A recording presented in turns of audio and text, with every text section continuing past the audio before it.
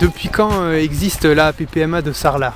Alors la PPMA de Sarlat existe depuis le mois de juin de 1922 exactement. Et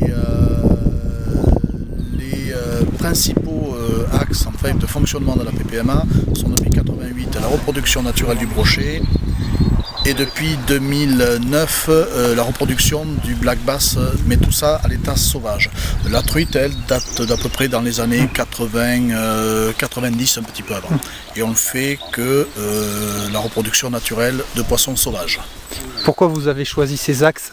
Alors ces axes ont été choisis tout simplement par un rajeunissement en fait, des membres qui voulaient voir autre chose tout simplement que des lâchers proprement dit de truites maillées. Et c'est vrai qu'on fait ça, je vous disais donc depuis tout à l'heure, depuis 88 les premiers. Et ça monopolise beaucoup de monde là-dessus derrière en fait. Voilà, tout simplement. Comment s'annonce l'année de pêche qui s'ouvre dans quelques jours? Alors ça s'annonce plutôt pas mal. Je regardais en fait l'an dernier nous avions fait une augmentation donc de 20,87% au total et je vois on est à peu près sur les mêmes barèmes que l'an dernier. Donc pour l'instant ça s'annonce plutôt bien, plutôt très bien même.